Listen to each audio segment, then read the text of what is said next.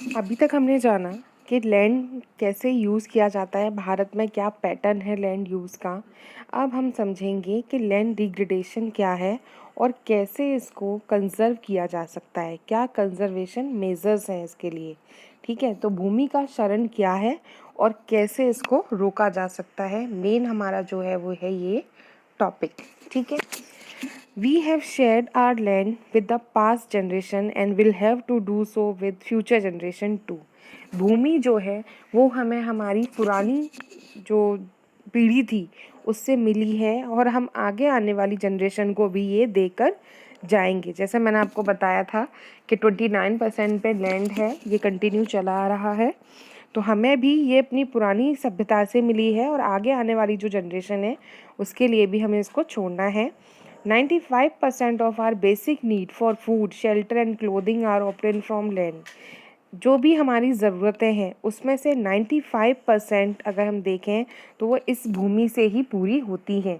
चाहे वो रहने के लिए हमें शेल्टर चाहिए, चाहे हमें क्लोथिंग के लिए फाइबर भी हमें लैंड से ही मिलता है, और जो बेसिक ज़रूरत है वो है फूड, वो भी हमें लैंड से ही मिलता है। तो हमारी मूलभूत आवश्यकताओं को कौन पूरा करता है? ये land. Human activities have not only brought about degradation of land but have also aggravated the pace of natural forces to cause damage to land.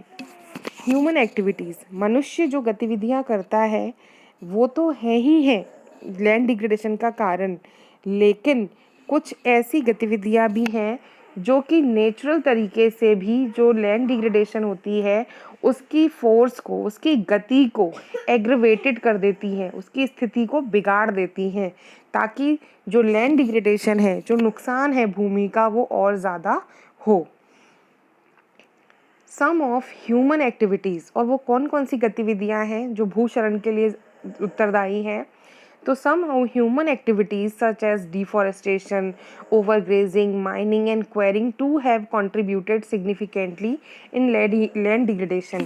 Deforestation करने से क्या होता है, मिट्टी की जो है पकड़, वो पेड़ क्या करते हैं, अपनी जड़ों से मिट्टी को बांध के रखते हैं। तो जो नेचुरल फैक्टर है भूक्षरण के, अपक्षय के, अपरदन के, वो फैक्टर इतना ज़्यादा वर्क नहीं कर पाते हैं पृथ्वी के कटाव के लिए। लेकिन जब पेड़ पौधे नहीं होते हैं, प्लेन एरिया होगा, तो वहाँ पर जो नेचुरल फैक्टर है वो अपना काम जो है अपरदन का, अपक्षय का, वो बहुत तेज़ी से कर सकते हैं।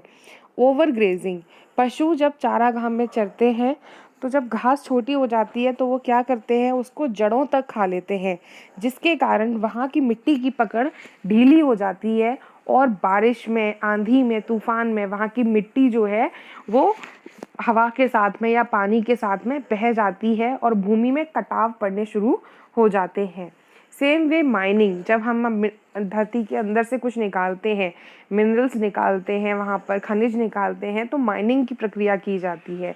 माइनिंग करने से भी जो मिट्टी है, जो हमारा स्थल क्षेत्र है, उसमें क्या पड़ती हैं, दरारें पड़ जाती हैं और बाद में वहाँ पर जो स्थल है उसका कटाव शुरू हो जाता है।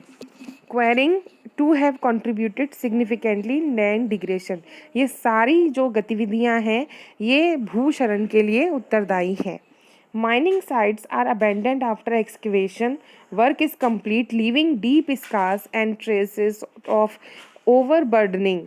माइनिंग जब की जाती है किसी भी साइट पे, तो माइनिंग के बाद में जब धरती के अंदर खदानें खोद दी जाती हैं और वहाँ से जो भी खनिज हमें निकालना होता है, जो भी हमें वहाँ से मिनरल लेना होता है, हम उसको ले लेते हैं, रिसोर्स को निकाल लेते हैं और उसके बाद उसको ऐसे ही छोड़ देते हैं, उसको ढका नहीं जाता है, कवर नहीं किया जाता, जिसके कारण लंबे समय में वो जो एरिया है, वो उसके जो अंदर दरारें पड़ी हुई हैं उसमें धीरे धीरे कटान शुरू हो जाता है और वो जो भूमि है वो भूमि किसी उपयोग की नहीं रह जाती।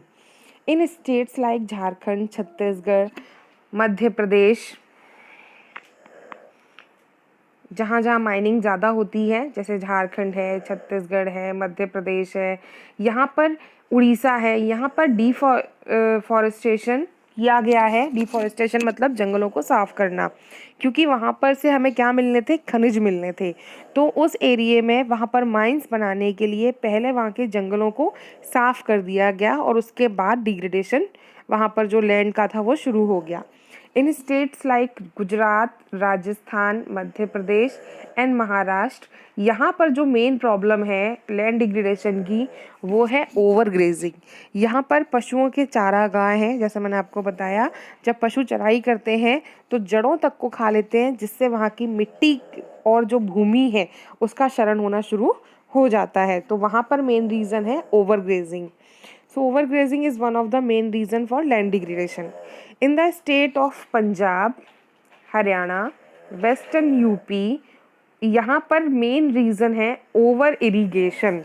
यहाँ पर ज़्यादा फसलें की जाती हैं, एरिया अच्छा है, उपजाऊ मिट्टी है, तो यहाँ पर ज़्यादा फसलें उगाई जाती हैं, ज़्यादा इरिगेशन, ज़्यादा सिंचाई का यूज़ किया जाता है, पानी का यूज़ किया जाता है, जिसके कारण वहाँ की जो धरती है, जो भू है उसकी, उसमें लैंड डिग्रेडेशन शुरू हो जाता है ड्यू टू वाटर लॉगिंग, क्योंकि उस पर पानी ज़्यादा जाता है।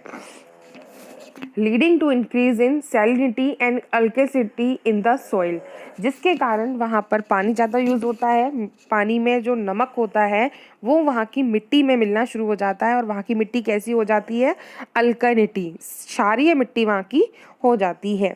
The mineral processing like grinding of limestone for cement industry and calcite and soapstone for ceramic industry generate huge quantity of dust in the atmosphere। साथ ही लाइमस्टोन की, जो लाइमस्टोन निकलता है पत्थर जिससे सीमेंट बनाया जाता है लाइमस्टोन से, तो जहाँ पर लाइमस्टोन की इंडस्ट्री सेट की जाती है सीमेंट बनाने के लिए, वहाँ पर लाइमस्टोन की ग्राइंडिंग होती है, उसको पीसा जाता है, जिसके कारण बहुत बड़ी मात्रा में धूल उड़ती है। ठीक है, तो ये जो धूल होती है ये क्या करती है, एटमॉस्फेयर को डैमेज करती है। It retard the process of infiltration of water into the soil. साथ ही मिट्टी के ऊपर इस धूल की एक परत सी जम जाती है, जिसके कारण मिट्टी में जो फिल्ट्रेशन प्रोसेस होती है, धरती के ऊपर जो पानी होता है वो धरती के अंदर जाता है। ठीक है, बारिश का पानी है वो धरती पे गिरेगा और वो अंडरग्राउंड वाटर बन जाता है। तो जब इस तरह की धूल की, क्षारीय धूल की परत जम जाती है, तो जो धरती की फिल्ट्रेशन प्रोसेस है वो भी क्या हो जाती है, डाउन हो जाती है। In recent year, industrial effluents as waste have become a major source of land and water pollution in many part of the country। अभी हम अगर करंट में देखें तो बहुत सारी जो इंडस्ट्री सेटअप की गई हैं जगह जगह पर, उन इस इंडस्ट्री से क्या निकलता है, इंडस्ट्रियल एफ्लुएंट्स। इंडस्ट्रियल एफ्लुएंट मतलब जो इन इंडस्ट्री से जो भी वेस्ट निकलता है, जो भी केमिकल्स निकलते हैं, कूड़ा कचरा निकलता है, वो एफ्लुएंट है। वो क्या करता है, भूमि को और पानी को पॉल्यूट करने का मेन साधन है इन इंडस्ट्री से निकलने वाला कचरा। So there are many ways to solve the problem. अब हमें प्रॉब्लम तो पता चल गई, अब हमें उसको सॉल्व कैसे करना है। So there are many ways to solve the problem, ये इंपॉर्टेंट है आपका, ऑफ लैंड डिग्रेडेशन। सबसे पहले जो कारण है डिफॉरेस्टेशन, उसको ख़त्म करना है और हमें क्या शुरू करना है, एफॉरेस्टेशन। एफॉरेस्टेशन का मतलब पेड़ों को लगाना, जंगलों को बढ़ाना। And proper management of grazing, जो दूसरा कारण था हमारा ओवर ग्रेजिंग, उसको कम करना और मैनेजमेंट करना कि पशुओं के लिए चारा उगाया जाए और ये ध्यान रखा जाए कि जो पशु हैं वहाँ पर उस चारागाह में ओवर ग्रेजिंग ना करें। तो management of grazing can help to some extent. Next, planning of shelter belts of plant. साथ ही ऐसे भूभाग जहाँ पर कुछ भी नहीं है, प्लेन एरिया है, या जहाँ पर माइनिंग की जा रही है पेड़ों को काट कर, उस एरिया के चारों तरफ पेड़ लगाने हैं, एक कतार में पेड़ लगाने हैं, ताकि वो पेड़ किसका काम करें, एक शेल्टर बेल्ट का, उनके लिए एक शेल्टर बेल्ट का काम करें। Control on overgrazing, stabilization of sand dunes by growing thorny bushes are some of the method to check land degradation in arid areas। और रेगिस्तानी जो भूभाग है वहाँ पर क्या होता है, रेत है जो हवा के साथ उड़ती है, और वो उड़कर जो उपजाऊ मिट्टी है जो उपजाऊ भूभाग है, स्थल है, उसके ऊपर वो बिछ जाती है। समय के साथ धीरे धीरे वो लैंड डिग्रेड हो जाता है और वहाँ पर भी मरुस्थल अपना विस्तार कर लेता है।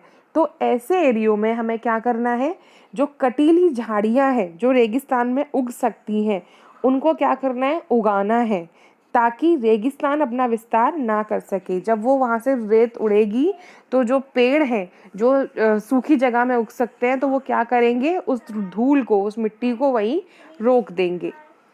Proper management of waste land, साथ ही जो वेस्ट लैंड है उसका प्रॉपर मैनेजमेंट होना चाहिए। कंट्रोल ऑफ माइनिंग एक्टिविटीज़, और जो माइनिंग एक्टिविटीज़ हैं उस पर कंट्रोल होना चाहिए। रूल्स और रेगुलेशन होने चाहिए कि अगर माइनिंग की जा रही है तो उसके बाद जो दरारें धरती के अंदर पड़ी हैं उनको वापस मिट्टी से भरा जाए, ताकि पानी के साथ वो क्रैक्स और अंदर ना जाएं और वो जो स्थल है वो बेकार ना हो जाए। Proper discharge and disposal of industrial effluents, साथ ही जो इंडस्ट्रियल कचरा है, जो इंडस्ट्रियल वेस्ट है, उसका प्रॉपर मैनेजमेंट होना चाहिए, प्रॉपर उसका ट्रीटमेंट होना चाहिए। And waste are treatment can reduce land and water degradation, और अगर हम केमिकल को अलग कर देंगे, सूखा कचरा अलग कर देंगे, और जो खतरनाक केमिकल निकलते हैं अगर वो धरती के अंदर नहीं जाएंगे और पानी में नहीं मिलेंगे, तो जो वाटर और लैंड डिग्रेडेशन है वो भी कम हो जाएगा। So degradation industrial and suburban areas, suburban areas मतलब जो शहरों के आसपास जो छोटे छोटे कस्बे लगे हुए हैं वहाँ की मिट्टी भी खराब नहीं होगी। सबर्बन मतलब उपनगरीय क्षेत्र। So now we understand land degradation and land degradation को कैसे कंजर्व करना है, उसको कैसे रोका जा सकता है। ठीक है, अब नेक्स्ट टॉपिक जो होगा बेटा हमारा वो होगा सॉइल।